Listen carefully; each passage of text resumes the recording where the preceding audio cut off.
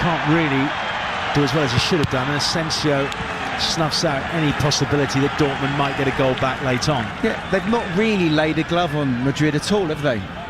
Can't think of any serious chances. Stats say they've had 2 shots on target but no big chances, and I think that pretty much sums it up.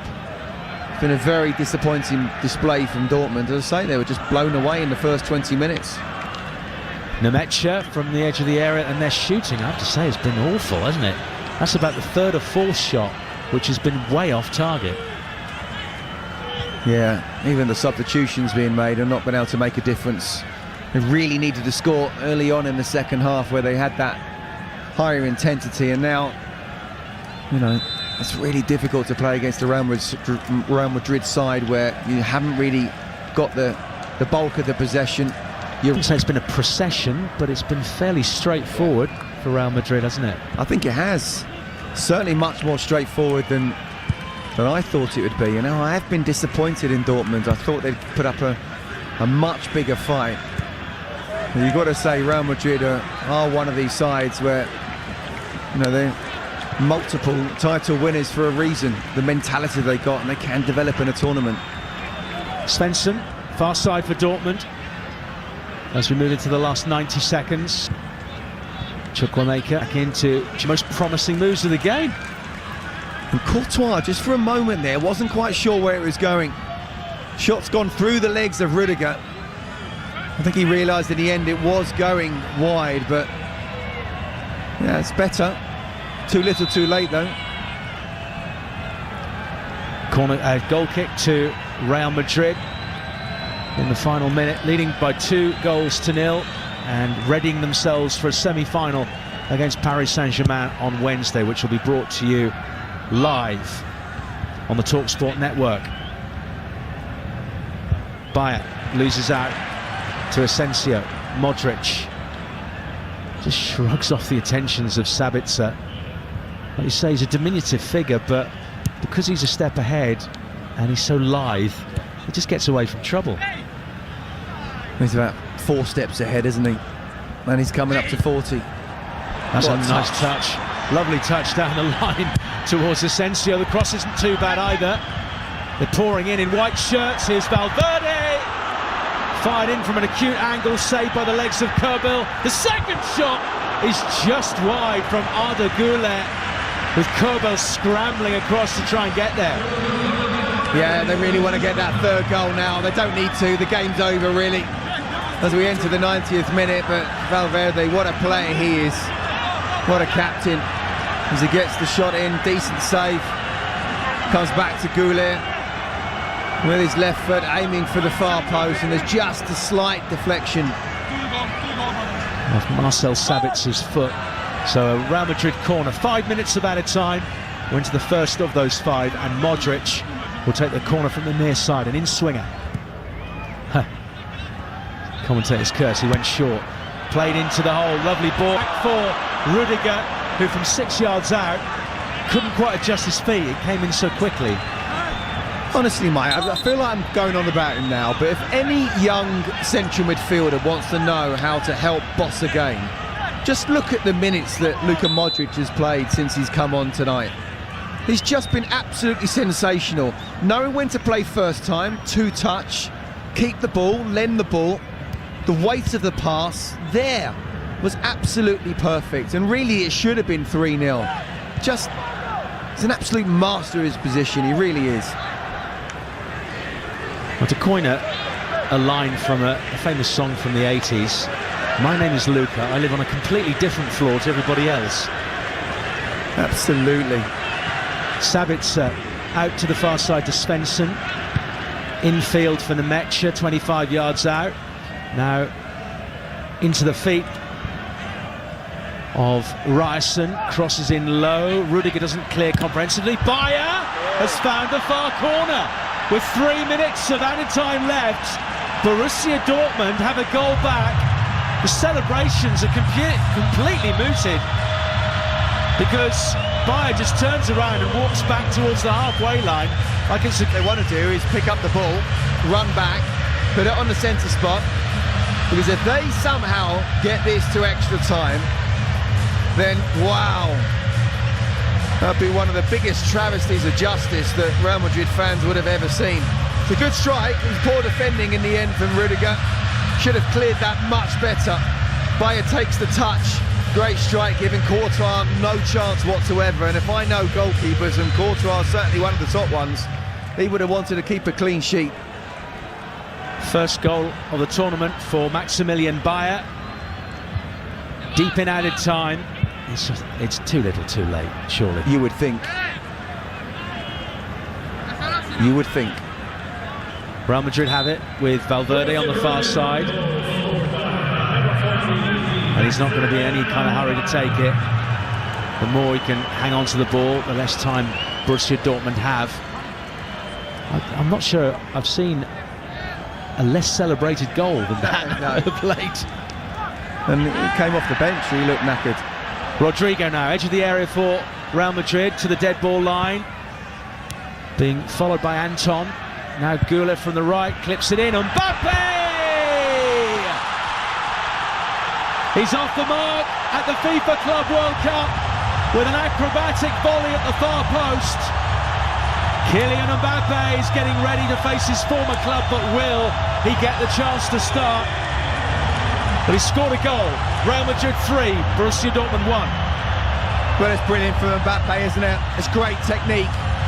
You can see as the cross comes in, he could have decided to head it if he wanted to, but no. He knew exactly what he was wanting to do, get that volley at the far post. Still need great technique to make sure you get it on target if you're going to do it first time. Get the cross in. I think VAR may just have a look to see whether he's offside. I think he's just on. But he's able to just shrug off Couto, who should have done better, really. It's poor defending again. He's almost taken his head out of the situation because he knows what Mbappe's going to do. But still, great technique. By the time he's taken that first touch, that volley, it's probably about 5 feet in the air. So you have to be an athlete to do that. Have great technique to make sure it goes on target. And it's given the keeper no chance whatsoever. And we're now just a few seconds away from the 5 of added time, and here come Borussia Dortmund. Guirassi's been pulled back, and now we have a penalty for Borussia Dortmund. And Niko Kovac must be sat there thinking, oh my goodness, if this had only happened 60 seconds ago. And now the red card is coming out. It's going to be for Dean Housen, I think.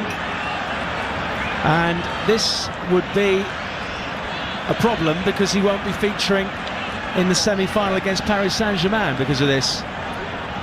Well, that's the bigger blow. If it is about to come out, than actually giving away a penalty itself. Look, we are literally seconds away. I mean, what a ridiculous ending. Sure, I heard Dean Ashton and Alex Crooks say that about the PSG game against Bayern Munich. What a ridiculous ending. This is just the same. But even if they put it in, surely Borussia Dortmund won't have time to make it into extra time to get that third goal. But Dean Housen getting sent off means he is suspended for the semi-final.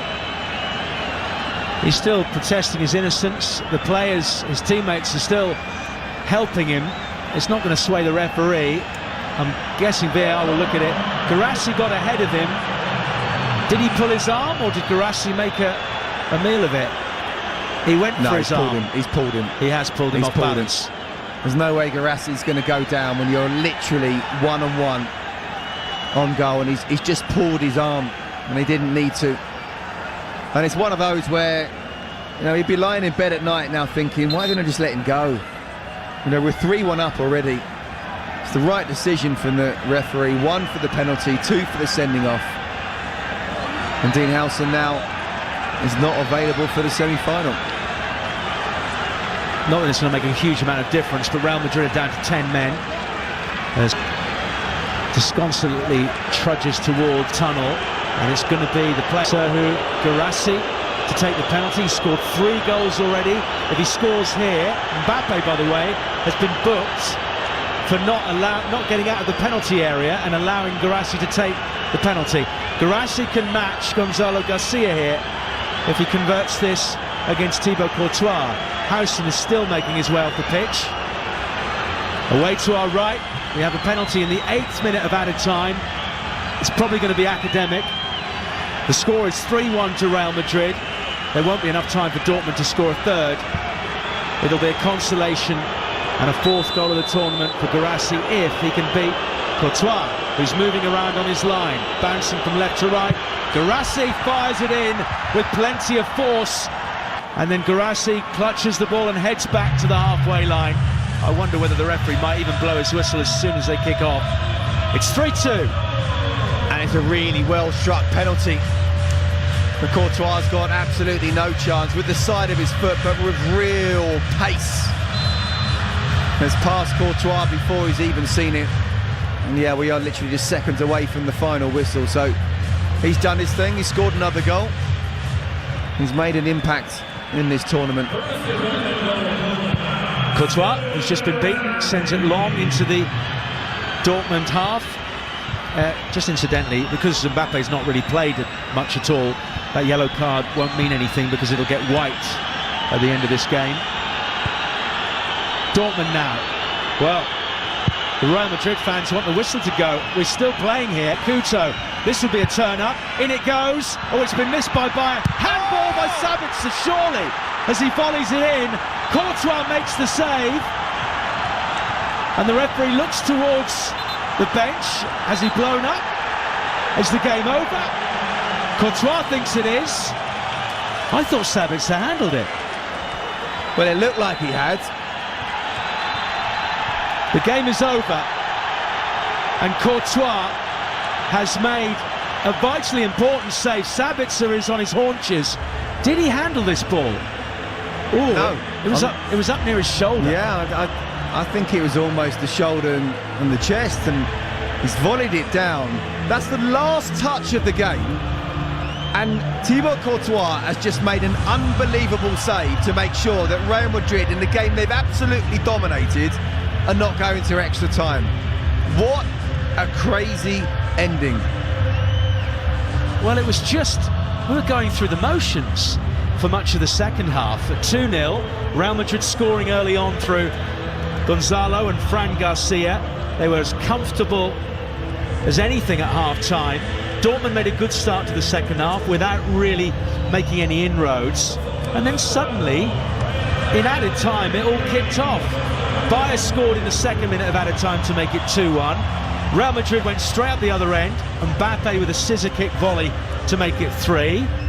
And then suddenly it goes back the other way. Howson pulls back Guirassy. Guirassy converts the penalty, and then, as you say, with the very last kick of the game, Marcel Sabitzer is so close to making it 3-3, but for the brilliant athleticism of Thibaut Courtois. Do you know what? I don't think I've quite seen a game for a long time where it's so one-sided, or so much a team is in control about going through and then nearly blew it. Nearly went to extra time. And Thibaut Courtois, again, that's a sign of a world-class goalkeeper. He's hardly had anything to do. Penalty just gone past him, and then suddenly, chest, volley. And if you don't save that, that's going to extra time, and suddenly the whole psychology of the game changes. I mean, Borussia Dortmund, no way, in any way, would they have deserved to have taken that to extra time. But they very nearly did. What will Paris Saint-Germain make of that? I mean, their game had a crazy finish. They got 2 red cards and 2 goals to go through. But they'll be sat there watching this. Will they think that there are vulnerabilities in the Real Madrid team? Yeah, I think the Dortmund played below what they could have played today. I don't think they had the belief. In the first 20 minutes they were just blown out the water, and Real Madrid did play well, but I always think defensively Real Madrid can be got at. When I said before the game, I was thinking to myself that the winners of the competition, I believe, will come through between PSG and Bayern, but Real Madrid have stepped it up here today. There's no doubt they're getting better as the tournament goes on, but I still feel they are vulnerable and PSG can hurt them. I mean, what a sexy game that is in the semi-final, PSG against Real Madrid. That's on Wednesday. The other semi-finalist, Chelsea-Fluminense, on Tuesday. But let's find out. Let's pick our man of the match, all thanks to DAZN. Man of the match on TalkSport 2, presented by DAZN. Watch every game of the FIFA Club World Cup live and for free on DAZN. Sign up now at DAZN.com. The focus is very much on Scott Minto. Now, Wow. if I'd have asked you this question at half-time, I'd know exactly who you'd have picked. Will you pick the same player after full-time? Yeah, and I don't think Fran Garcia quite had the impact of the second half. Look, the way that Luka Modric came on, he was absolutely sensational. I thought Jude Bellingham was brilliant as well, and Gonzalo Garcia did really well in terms of scoring and helping with that press.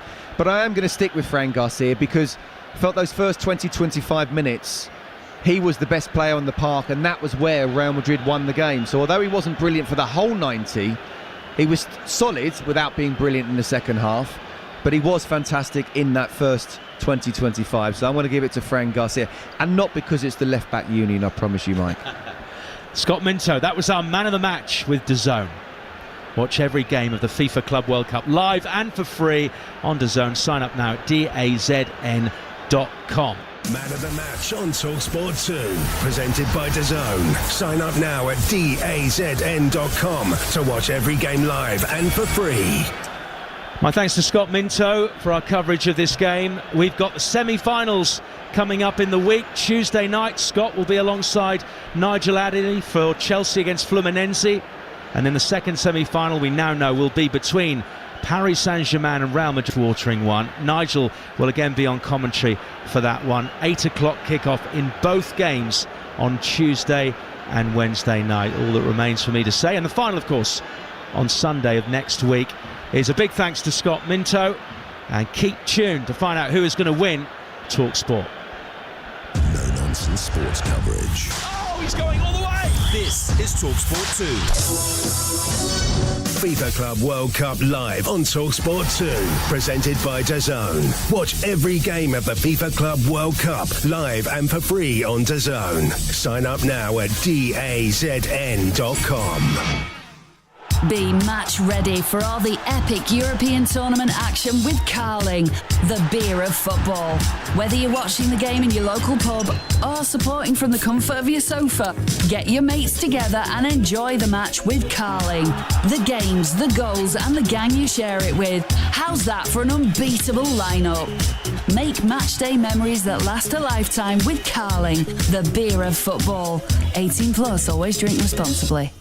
Staying in can be fun, but let's be honest, getting out into the world can be even more fun. That's why at FlixBus, we want you to experience a world with less scrolling through websites, more strolling through iconic sites, less uncomfortably expensive train tickets, more getaways with your mates. That does sound more fun, doesn't it? Book affordable coach tickets to over 70 UK destinations on flixbus.co.uk or download the app now. More life in real life. FlixBus. I'm Professor Huggington, and I like to hug. When your kid's favourite toy starts to run out of battery power, no need to worry. Your new batteries are already on their way, arriving today with Prime. Everyday essentials delivered fast. It's on Prime. I'm Professor Huggington, and I like to hug. Cut-off times and T's and C's apply. See product page when ordering. FIFA Club World Cup on 5. Only 8 teams remain. 2 heavyweights collide as Real Madrid take on Borussia Dortmund live. Jude Bellingham! FIFA Club World Cup, Real Madrid versus Borussia Dortmund. Tonight at 8. Watch, stream on 5. At Lidl, we won't be beaten on price on deals too cool for school. With a 2-pack of polo shirts, a sweatshirt and skirt, shorts or trousers, all for just £5. That's A-star prices in store now. Now that's big on quality and always little on price. On sale 3rd of July and price matched in most major UK supermarkets until the 3rd of August. Lidl.co.uk/back-to-school. 20% off your summer getaway when you book 3 nights or more at Premier Inn, saving you when you decide you can't deal with festival campsites anymore. When you realise you really need some time away from the city. And when you just yearn to be beside the seaside. Premier Inn's 20% summer savings, saving you this summer in more ways than one. Premier Inn. Rest easy. Standard rate non-refundable rooms booked direct, UK only. Minimum stay 3 consecutive nights before 30th of September. Booking window 24th June to 7th July. Terms apply. See premierin.com. FIFA Club World Cup kickoff on TalkSport 2, presented by DAZN. Sign up now at DAZN.com to watch every game live and for free. This is TalkSport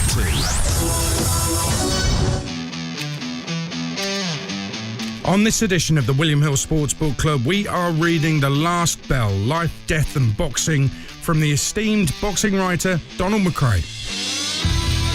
2011 was the first time I met Tyson. The short version is that he said he felt so sad that he could almost just jump into a car, crash into a wall at 100 miles an hour, take his life. Boxers, they talk in such open ways that few other sportsmen and women do. This book is the author's journey in boxing over the last few years, intertwined with his own personal, heartbreaking story. Loss of my mother, my father, my sister and my mother-in-law in the space of 22 months kind of echoed many of the themes that are in the boxing part of the book. It's one of those books that only comes along once in a while. It stirs the emotions, it's brilliantly written, and it tells us stuff about boxing we didn't know. Don McRae's The Last Bell is our subject for this episode of the William Hill Sports Book Club.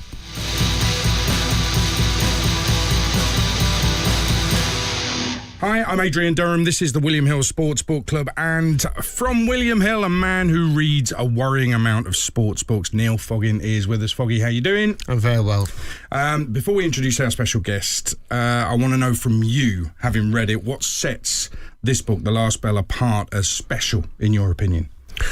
The writing is amazing. It's so descriptive. It takes you on a journey, but this has everything. This is like a variety box of chocolates. It's got everything. It's got sport. It's got love. It's got romance. It's got death. It's got grief. Everything is in here. It is a special book, this one. And Neil, what I love about this book as well is that there's a personal story running alongside the sport in it as well, and it means you attach yourself more and more to the author. Yes, it's quite a rare thing, isn't it? Yeah, you don't often get this sort of book, and it's a book as well. It's hard to read. Sometimes I can sit there and read a book straight thing, but 3-4 hours later I've read it. This one you have to put down and digest, come back to it and take your time with it, because it feels like it's just a piece of art. Yeah, absolutely right. Everything has gone into this, and you can tell by the writing that everything has gone into this. And so to the author, who's soaked all that up. This is Don McRae's 15th book. He's a 2-time winner of the William Hill Sports Book of the Year award already, 4-time winner of the Sports Feature Writer of the Year award, has also won the Sports Interview of the Year award 3 times. So make no mistake, we're in the presence of sports writing greatness for this episode. Don McRae, how are you? I think we should end it there. Not going to get any better than that. I'm blown away by all your words, and no, I'm good, thank you, and thank you for having me on. And actually, the first question is, how's your health? Because you refer to it in the book, and it doesn't really get followed up very much, so how are you? Yeah, I'm good, thank you. Yeah, I just had a minor issue with my esophagus, and to keep healthy, I've got to cut out all the good stuff, chocolate, alcohol, coffee, but I'm still allowed to support Arsenal, which that's not good for your health. That could be the next one. That's especially when Spurs win a trophy and Arsenal don't. No, the pain is still there. But no, thank you, Adrian. I'm all good, all well, thank you. I actually finished the book this morning on the day we're recording this. It ends after Usyk wins the rematch with Fury late last year in Saudi, and sometimes reading the book, I felt like you hate boxing, which clearly isn't true. But you really dislike the criminality behind it, the drug scandals involved, the promoters, some of their behaviour as well, the trash talk as well gets to you sometimes. So I'm left wondering how you feel about boxing now. We're half a year on pretty much from when you finished it. Well, you know, the book ends with me sort of saying I love boxing sometimes, and I sort of have this internal debate, will I be able to kind of walk away entirely from boxing? I knew that was impossible because my love for it is deep. It's been your life, hasn't it? It has. But I feel quite at peace with it all. I still do follow boxing. I still write about it a little bit for The Guardian in terms of my journalistic work. But this is definitely my last boxing book, and I feel quite happy to have ended on this note with boxing. Oh, it is the last boxing book. Not necessarily Yes. the last book. Oh, definitely not the last book, but definitely the last boxing book. But, you know, we all know boxers. What do they say? Well, not that I'm a fighter, as you can tell looking at my physique, but boxers always say, oh, that's it, I'm walking away, never coming back. And then a year down the line, I'm back better than ever. This is so true. So I might be falling into that cliche, but I think I've written 4 boxing books, and I think that's it. Okay, well, we'll refer to some of the other works you've done a bit later on. Just on this book, The Last Bell, I want to read some quotes from the book. Page 142, you say boxing was in the grip of gangsterism. Page 143, boxing remained a lawless and unregulated mess. At the end of the book, boxing is full of unsavoury and highly suspect people. There's also a quote that you bring from the great trainer Brendan Ingle. Late in the book, and it says this: at its worst, boxing is a dirty, rotten, prostituting game, but at its best, it's the most beautiful thing that you'll ever see. It's the extremes, isn't it? And you've been involved in that for so many years. There's a lot to hate about it, but also a lot to love.